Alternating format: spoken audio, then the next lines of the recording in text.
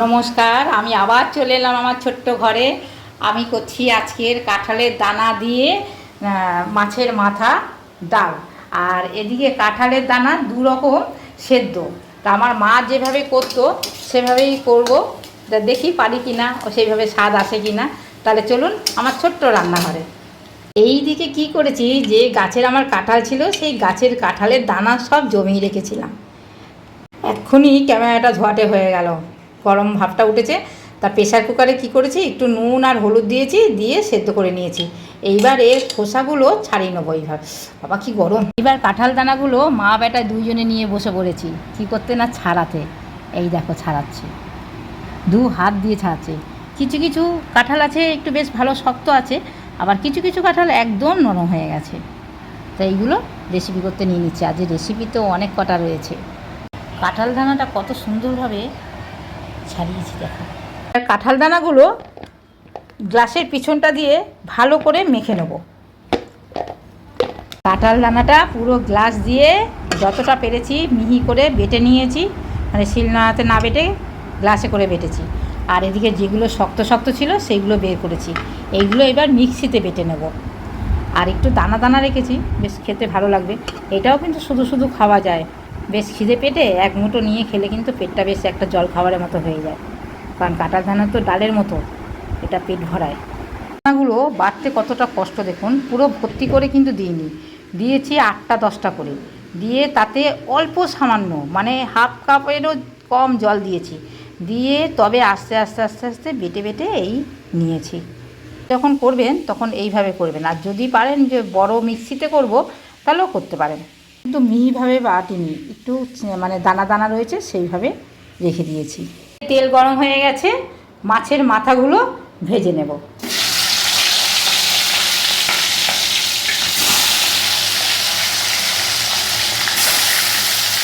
গরম জল বসিয়ে দিয়েছিলাম গ্যাসে, এই গরম জলটা নেব, নিয়ে কাঁঠাল দানাটা যে বেটে রেখেছি তাতে ঢেলে দেবো। জল তো ওই জন্য হাত দিতে পারছি না, এই জন্য হাতা দিয়ে দিয়ে ভালো করে করছি। দারচিনি আর লবঙ্গ নিয়েছি, এটা একটু আদা বাটা করে নেব, বেটে নিয়েছি। এবার তুলে নেব। মাছের মাথাগুলো সব ভাজা হয়ে গেছে। এবার মাছের তেলের মধ্যে দিয়ে দেবো পেঁয়াজ। আর এই মাছের তেলের মধ্যে কেন দিয়ে দিই জানেন?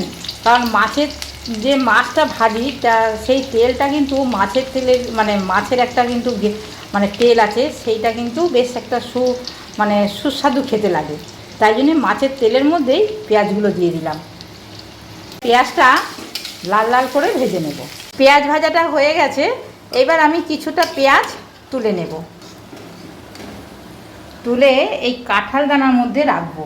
কারণ কাঁঠাল দানা তো সেদ্ধ মাখবো কিছুটা, এই জন্যে অর্ধেকটা পেঁয়াজ নিয়ে নিলাম। বলে তখন ফোড়ন দিইনি, পেঁয়াজটা সেদ্ধতে নেব বলে, তাই এখন দিয়ে দিলাম গরম মশলা ফোড়ন।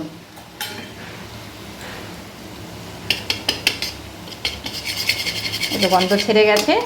এইবার দিয়ে দেবো রসুন বাটাটা, রসুন বাটাটাও ভালো করে ভেজে নেব। হয়ে গেছে, এবার দিয়ে দেবো নুন হলুদ, টমেটো, আদা বাটা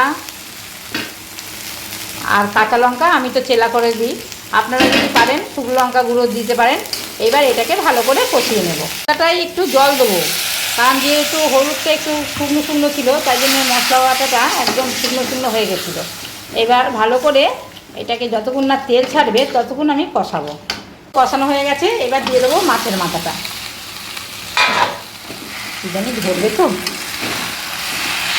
মশলাটা পুরো মাছের মাথার সঙ্গে মাখিয়ে দেবো। খুন্তি দিয়ে যতটা পারবো ভেঙে দেবো মাথাগুলো।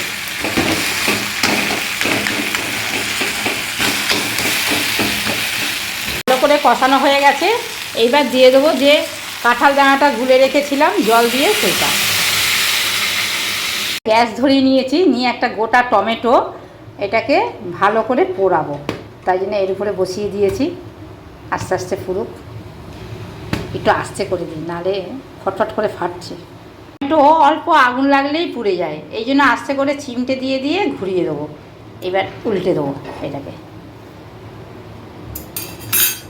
এদিকে মাঝে মধ্যে কিন্তু নিচ থেকে নাড়িয়ে দেবো, তা নাহলে যেহেতু এটা কাঁঠাল দানা মানে মিক্সিতে বেটে করা হয়েছে, সেহেতু নিচে যে মিহিটা থাকবে সেটা নাহলে লেগে যাবে, পুড়ে যাওয়ার ভয় থাকে। তাই জন্য মাঝে মধ্যে মানে ফুটে উঠুক আর না উঠুক নিচটা কিন্তু নাড়িয়ে দিতে হবে। টমেটোটা যেদিকে হয়নি সেদিকে আস্তে করে ঘুরিয়ে দেবো।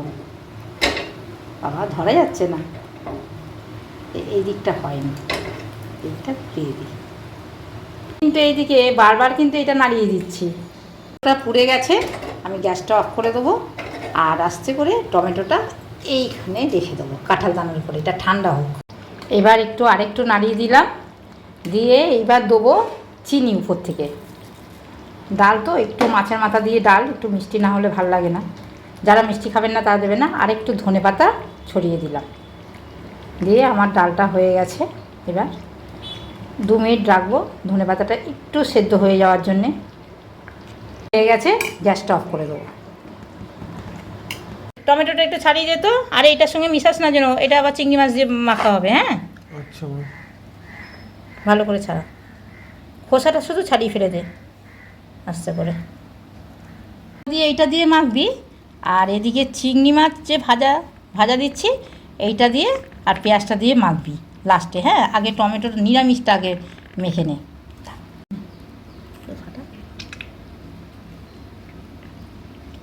সাধারণ লাগছে। ও এনে লঙ্কা, ও মাই লঙ্কাগুলো কোথা দিয়ে এনেছো? এই লঙ্কাগুলো, হ্যাঁ এগুলো দেশি লঙ্কা। এনে নুনের ভিতর লঙ্কাটা ডল, দেখবি ভালো গলবে, মানে ভাঙবে ভালো। দেশি লঙ্কা না, মাঝ করে কিনা আওয়াজ হচ্ছে দেখেছিস। আচ্ছা, এর ভিতরে একটু কাঁচা তেল দিয়ে দিচ্ছি, সর্ষের তেল। ভালো করে এটা মেখে দাও। এটা হচ্ছে নিরামিষ কাঁঠালের দানা ভর্তা। যারা নিরামিষ খান কিংবা নিরামিষের দিনে কিংবা মানে বড় সেই জন্য আবার কাঁচা লঙ্কা দিস না। চিংড়ি মাছে কাঁচা লঙ্কা, নুন, হলুদ সব দেওয়া রয়েছে। আচ্ছা, হ্যাঁ, এটা মাখ ভালো করে।